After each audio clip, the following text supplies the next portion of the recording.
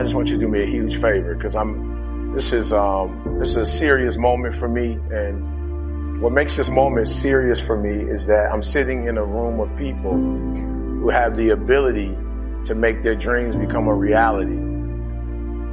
And we live at a time and live in a country where we can make that dream a reality. And you have to understand that there are times that I speak, for instance, in prisons, and I'm talking to individuals who will spend the rest of their lives in prison, and they don't have options. They don't have a lot of choice. That what I do when I come in is I provide a sense of hope, and I provide some inspiration, but I'm not able to help them to bring about the change that they want to see happen. And I'm so excited to be in this room, because the words that I say in this moment can fuel the rest of your life. Right? So I'm so excited. Like, for me, this isn't I won't ask you for anything over the next hour other than the things that are going to take you to the next level. But I'm excited because when I leave, I literally we may never see each other again, but I have the ability, when you walk out of this room, to make you operate in a way you've never operated before. And once you do that, because I know if you're in this room, I know there's something special about you, that once you leave this room and you go from 70 to 120%, there are going to be some things that happen in your life that didn't happen before, not because you didn't have the ability. So this is not an ability room. Like, we're not talking about ability. We're talking about activating this greatness that's in us. Your abilities are your abilities. I'm not going to be able to today, I'm not going to be able to help you to do anything that you do better. Like, I'm not going to be able to give you a gift that you don't have. But what I will be able to do is help you today operate in a way you've never operated before. Right? I will help you to operate in a way you've never operated before. I'm going to help you to do some things that you've never done in your life before. And as a result, you're going to be able to go to a whole new level. So we have to start here. We have to start here.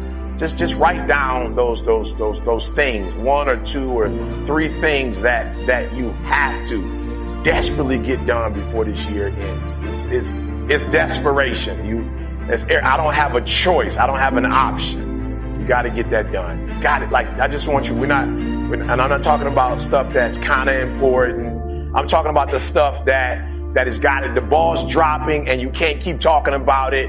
Like, you will not be able to rest if you didn't get this done. I want you to write that down. I want you to write that. That's where we're starting. I want you to write that down. E.T., like, I got to get this done, E.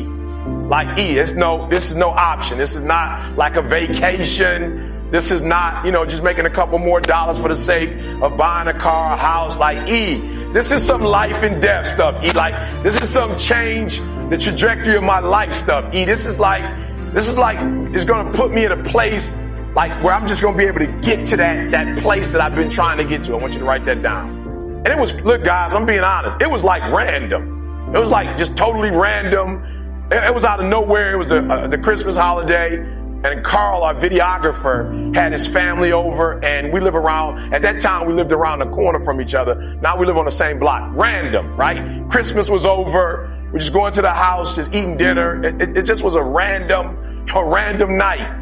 And somehow we got to talking, and Carl's wife is from Barbados, and she didn't have citizenship. So unfortunately, she was in the States without citizenship, and so she had to stay in school in order to eventually get her citizenship. So she did her master's degree, and she was in her PhD, and it was weird. It was just like, yo, E.T., I don't know how it happened, but it was like, yo, E.T., my wife is going to get her degree before you get yours.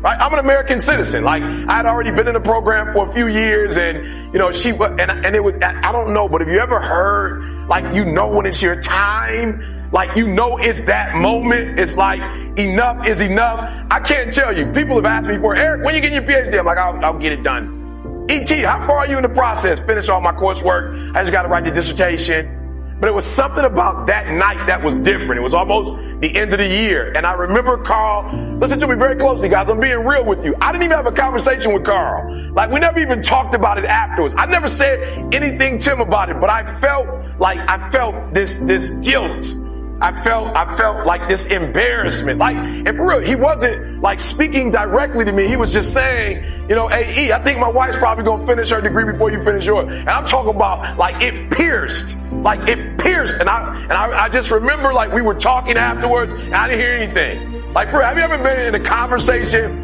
and it just shifts and somebody's talking to you and like you can't hear the words that are coming out of their mouth?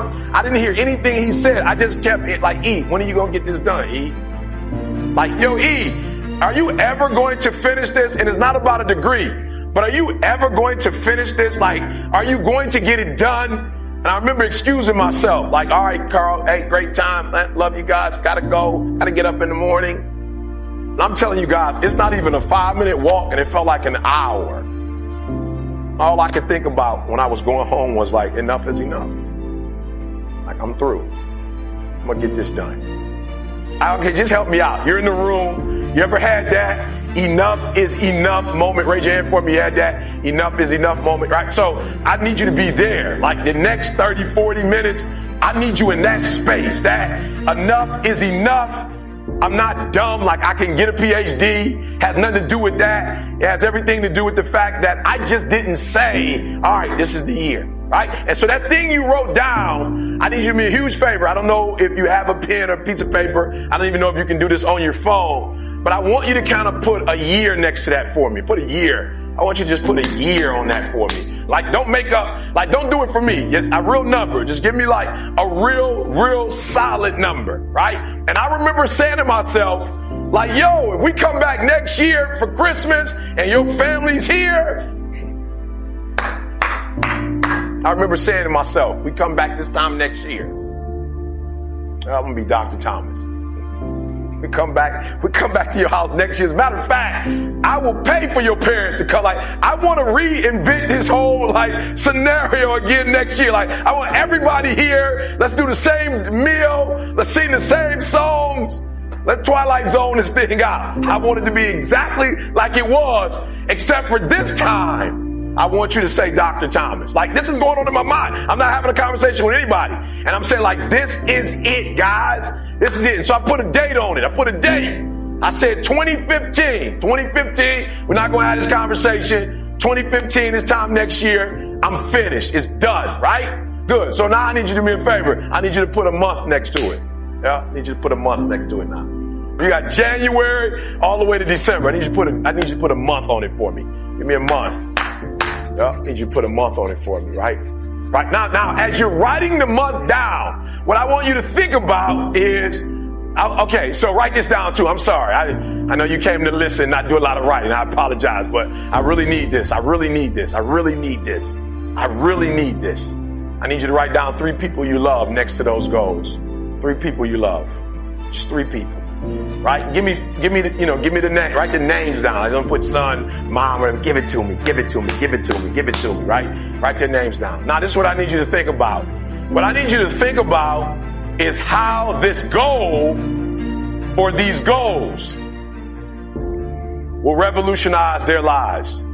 Like, I really want you to think about, okay, you can do this later. When you get home, you can do this later, but I want you to write down for each one of them, give me 3 ways. Please do this when you get home. If you really love them, like you say you love them, when you get home, I need you to write their names down, and I need you to write down when you get to this place, when you finally make this thing happen, how is it going to empower them? How is it going to change their life?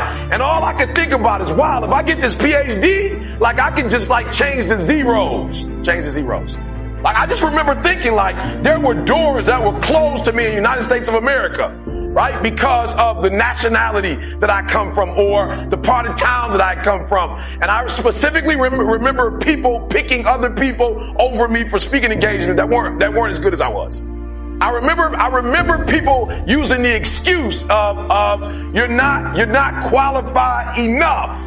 And I remember the PhD, we're gonna solve all of that. Like no more ET ain't qualified, no more like we're gonna pick this bird over this bird. Like no, this PhD is going to open doors for me that were once closed. Which means it's gonna open doors for my daughter, which means it's gonna open doors for my wife, which means it's gonna open doors for my mother, which means it's gonna open doors for CJ, which means it's gonna open doors for Carl.